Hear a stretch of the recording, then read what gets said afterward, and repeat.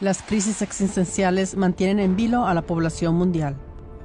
El inminente colapso financiero también está en boca de casi todos. Muchas personas ya se encuentran en estado de shock, puesto que el mundo ya se ha visto sacudido por varios cracks financieros, como el Viernes Negro de 1929 o el colapso de 2008. Cada vez la gente perdía sus pertenencias. Y ahora está a punto de producirse la crisis definitivamente mayor y más grave. La gigantesca montaña de deuda sobre la que se asientan casi todos los países del mundo no augura nada bueno. Pero, ¿por qué se producen las crisis financieras mundiales? ¿Y por qué la próxima va a ser la mayor y más grave? ¿Cuáles son exactamente las consecuencias? ¿Cuáles son las causas? ¿A quién afecta más? ¿A quién beneficia? ¿Tiene esto algo que ver con el gran reinicio? ¿A cuándo ascenderá? ¿Puede detenerse? En este programa exploramos estas cuestiones. Estalla una gigantesca burbuja de deuda, parte del gran reinicio. La fundación del sistema de la Reserva Federal, Fed, en 1913 en Estados Unidos como sistema bancario privado, condujo al establecimiento de un cártel bancario que operaba a escala mundial. El monopolio de la creación de dinero pasó por ley a manos de unos pocos banqueros importantes de Wall Street. La instalación del BPI en 1930, así como el FMI y el Banco Mundial en 1944, ambas organizaciones especiales de la ONU, garantizó una mayor expansión del poder. Conceden préstamos gigantescos de la nada como dinero fiduciario y llevan a naciones enteras a la ruina con sus exigencias de reembolso. Con la ayuda de la Agenda 2030 de la ONU, por fin se está impulsando este desarrollo. Ella exige a sus Estados miembros que gasten miles de millones en hacer frente a crisis orquestadas a escala mundial. Según el experto económico Ernst Wolf, esta gigantesca burbuja de deuda artificialmente inflada es mucho mayor que la suma de todos los recursos mundiales, infraestructuras, recursos naturales, etc. Por lo tanto, nunca puede anularse. El estallido de esta burbuja de deuda, preparada durante mucho tiempo y deliberadamente diseñada, tiene por objeto anunciar una reorganización global completa, el gran reinicio. Esto prevé la expropiación completa y la privación de derechos, incluso la esclavitud de los ciudadanos bajo los oligarcas financieros.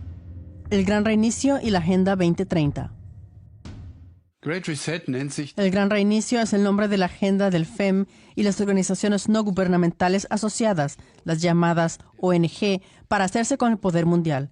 Las ONG están controladas por oligarcas financieros. Están controladas por los bancos centrales que dominan el sistema monetario desde hace más de 100 años. A través de sus gestores activos como BlackRock y Vanguard, amasan fortunas gigantescas, así como oro, grupos industriales, gas, petróleo, materias primas, terrenos e infraestructuras públicas. Corrompen a los principales responsables políticos, industriales, militares y judiciales del mundo y los vinculan a sus gobiernos en la sombra, como el Grupo Bilderberg, el Consejo de Relaciones Exteriores, las reuniones del FEM en Davos y otros. Este círculo tiene la Agenda 2030 del FEM y la ONU implementada a través de leyes que determinan el destino a través de políticos obedientes. Estas, a su vez, conducen a la expropiación de los pueblos mediante impuestos ruinosos y exigencias de reparto de cargas, así como a la esclavitud total de todos los pueblos mediante el dinero digital programable, el control sobre los alimentos, la energía y la salud, y mediante las tecnologías de vigilancia. ¿A quién afectaría el estallido de la burbuja de la deuda y quién se beneficiaría? En 2005 se produjo un cambio en la legislación sobre quiebras en Estados Unidos. Desde entonces, los activos de los clientes ya no pueden reclamarse, ni siquiera en casos de fraude bancario. Todos los activos se transfieren a la masa de la quiebra. Sin embargo, este cambio de la ley no afecta a todos los acreedores, es decir, no a los pocos privilegiados, los acreedores garantizados. Se trata de los bancos fundadores de la Fed y sus filiales, incluso el JP Morgan Bank. Cuando Lehman Brothers se hundió en 2008, por ejemplo, solo el banco JP Morgan recuperó sus activos a pesar de las transacciones financieras fraudulentas. En aquel momento, el juez del procedimiento declaró expresamente que JP Morgan formaba parte del grupo protegido.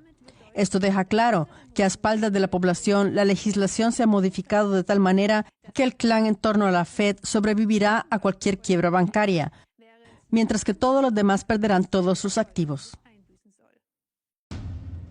Dinero fiduciario. ¿Cómo surgió la burbuja de la deuda?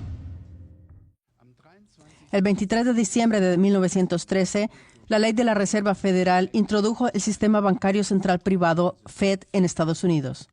Se convirtió en un modelo para la posterior creación de bancos centrales y bancos centrales de emisión en todo el mundo. La Fed es un cartel de grandes bancos que tiene el monopolio de la creación de dinero. El dinero se crea de la nada en forma de crédito mediante simples operaciones contables. Este principio de dinero fiduciario, es decir, crear dinero de la nada, permite a los bancos afiliados multiplicar de la misma manera el dinero recién creado.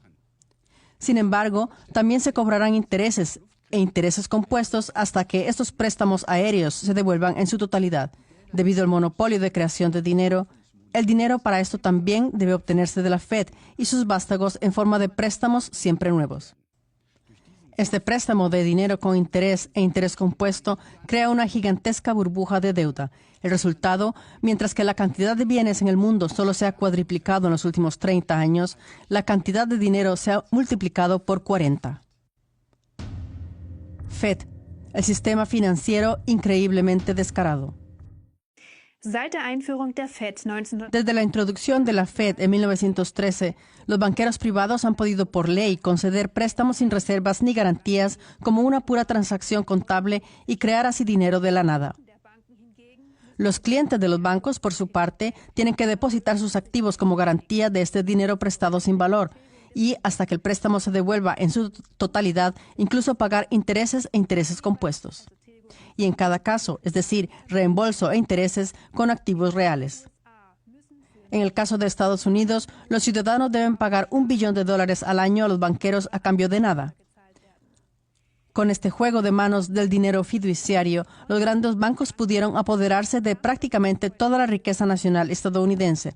El magnate del automóvil, Henry Ford, lo dijo muy bien hace unos 100 años. Si la gente entendiera el sistema monetario, tendríamos una revolución antes de mañana por la mañana. ¿Quiénes son los padres fundadores de la Fed? Paul Moritz Warburg, junto con John D. Rockefeller y Nelson Aldrich, es considerado el principal impulsor del Banco Central estadounidense Fed, fundado en 1913. Los Warburg están considerados la segunda familia bancaria más importante del mundo después de los Rothschild. En 1798, los hermanos Moses Marcus y Gerson Warburg fundaron en Hamburgo el Bankhaus Warburg, más o menos al mismo tiempo que el Banco de los Rothschild. En 1814, los Warburg se convirtieron en uno de los primeros socios comerciales de Rothschild en Londres. Moritz Warburg completó su formación con los Rothschild en Italia y París. Su hijo Max Warburg completó parte de su aprendizaje en Newport, la sede londinense de los Rothschild. Unos años más tarde, en 1910, Nelson Aldrich y ejecutivos bancarios de JP Morgan, Rockefeller y Kuhn Loeb se retiraron durante 10 días a una reunión ultrasecreta en la isla de Jekyll, en el estado norteamericano de Georgia. Nelson era un político de alto rango y al mismo tiempo socio del banco de inversiones JP Morgan y suegro del acaudalado magnate del petróleo John D. Rockefeller Jr.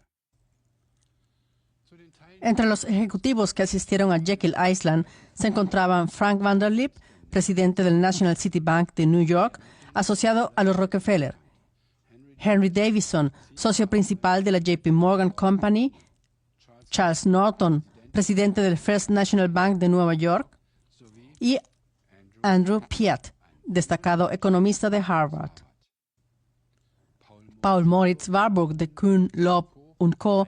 presidió la reunión y redactó el esbozo de lo que se conocería como el Plan Aldrich, un plan para la reorganización del sistema bancario y monetario, piedra angular de lo que más tarde se convertiría en el sistema de la Reserva Federal.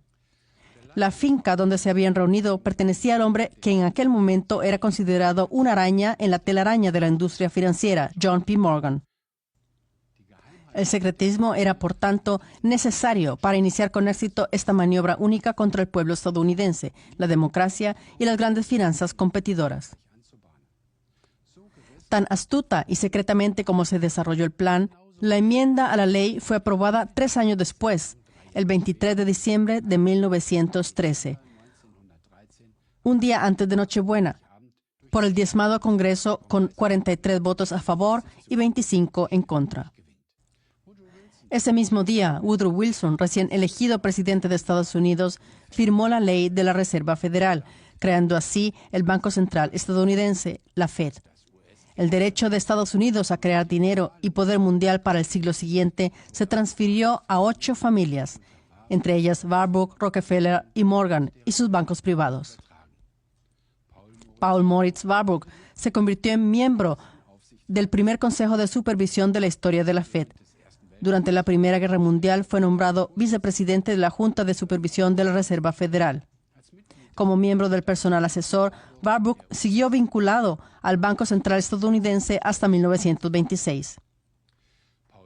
En 1921, Paul Moritz Warburg también se convirtió en el presidente fundador del Consejo de Relaciones Exteriores, CFR, una plataforma privada para operaciones de influencia internacional que operaba en segundo plano.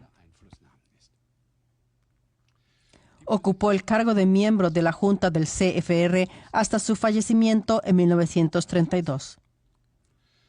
El coronel Elisha Garrison, amigo de los presidentes estadounidenses Roosevelt y Wilson, describió a Warburg como el impulsor de la creación de la Fed, pero etiquetó claramente al barón Alfred Rothschild de Londres como el cerebro. La dinastía Rothschild ya había querido instalar en Estados Unidos un banco central bajo su control en varias ocasiones. El hecho es que Estados Unidos estaba prácticamente gobernado desde Inglaterra en 1910 y lo sigue estando en la actualidad. Los 10 mayores holdings bancarios de Estados Unidos están firmemente en manos de determinados bancos, todos ellos con sucursales en Londres. Se trata de JP Morgan Company, Brown Brothers Harriman, Warburg, Kuhn Loeb y Henry Schroeder. Todos ellos mantienen estrechos vínculos con la casa de Rothschild, sobre todo a través del control de Rothschild de los mercados monetarios internacionales mediante la manipulación del precio del oro.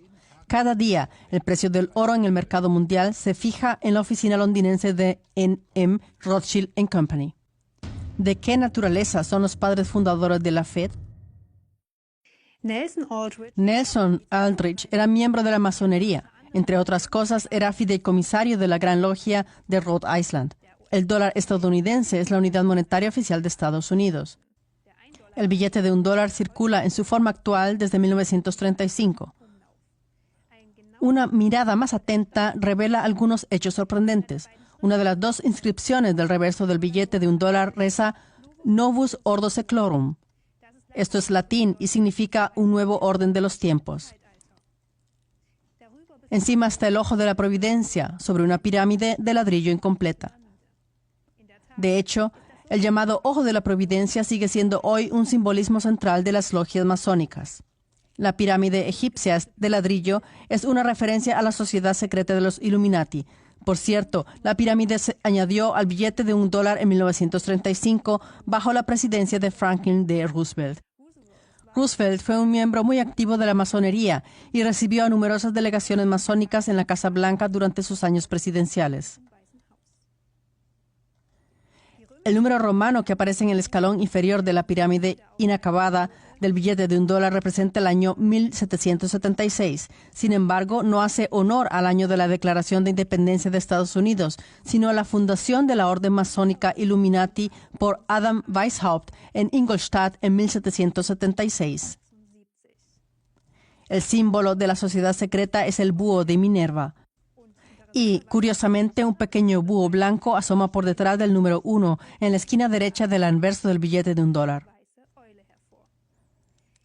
La naturaleza de la masonería salió a la luz poco después de su fundación.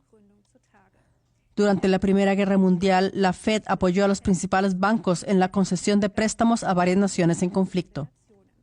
De este modo, pasaron a depender permanentemente de las altas finanzas estadounidenses, lo que les convirtió en los verdaderos vencedores de la Primera Guerra Mundial.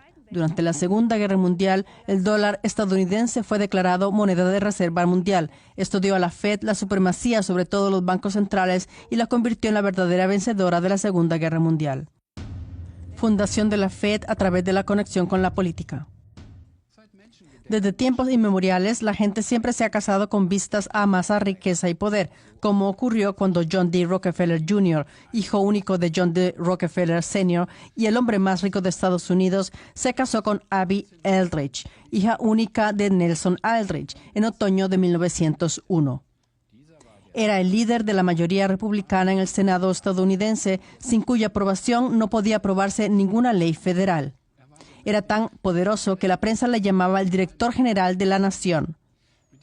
Este matrimonio, es decir, la fusión estratégicamente perfecta de dinero y política, sentó las bases políticas para la introducción legal del Banco de la Reserva Federal en 1913. ¿Qué tiene que ver la Fed con el hundimiento del Titanic?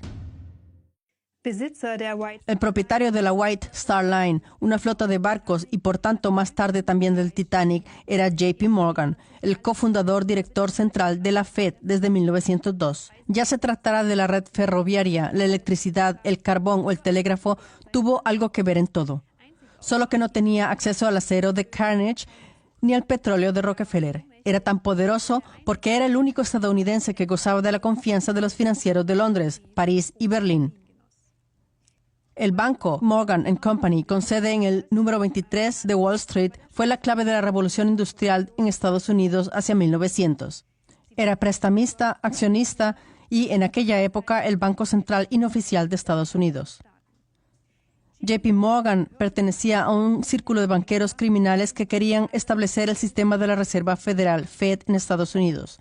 A bordo del viaje inaugural de su transatlántico de lujo Titanic iban personas muy influyentes y adineradas, como Benjamin Guggenheim, Isidor Straus y otros grandes industriales y banqueros, pero sobre todo John Jacob Astor. En aquella época era una de las personas más ricas del mundo. Este influyente grupo quería impedir la Fed y frustrar así los planes estratégicos globales a largo plazo de los oligarcas financieros. Por lo tanto, Astor y su círculo deberían ser eliminados discretamente. Cuando JP Morgan provocó deliberadamente el hundimiento del Titanic, la tripulación de este impidió por la fuerza que los Astor y sus aliados se salvaran. Su muerte en 1912 marcó el final de la resistencia a la fundación de la Fed mediante el hundimiento deliberado del Titanic. JP Morgan canceló su participación en el viaje en el último momento y previó que no embarcaría en el Titanic. Una salida al endeudamiento total de las naciones. La deuda crediticia del dinero fiduciario vuelve a la nada mediante una reducción de su valor. Según el experto en finanzas David Webb, el colapso financiero que se avecina es como una partida de Monopoly en la que todas las fichas del tablero y todo el dinero son retirados a la banca por los principales oligarcas. Y entonces estos señores de arriba dicen, empecemos un juego nuevo. Empecemos por la base donde nosotros lo tenemos todo y tú no tienes nada. ¿Quieres que te prestemos algo? Pero las naciones que actualmente se ahogan en deudas no tienen que ir tan lejos, porque hay una salida. La narrativa de los principales oligarcas financieros debe ser sustituida por la nueva jerga global de las naciones, a saber, ahora viene el recorte de la deuda global para todas las naciones que han caído en el crédito de dinero fiduciario de la nada. En otras palabras, la condonación de la deuda de todos los estados-nación que han sido maltratados, saqueados y efectivamente expropiados por el FMI, el Banco Mundial y los bancos centrales, y la devolución de todos los recursos incautados. Porque, al igual que el crédito se creó de la nada, las deudas crediticias también deben volver a desaparecer en la nada. Conclusión. La oligarquía financiera mundial es tan aterradora como el reino del terror del Mago de Oz. En otras palabras, se hincha a sí mismo de manera pomposa y amenazadora y aterroriza a la gente. Pero, si se mira detrás de la cortina, no hay nada detrás de ella. Los enredos con la masonería, el hundimiento del Titanic, el descarado sistema financiero, etc., demuestran que el principio operativo de los oligarcas financieros es el engaño y la decepción.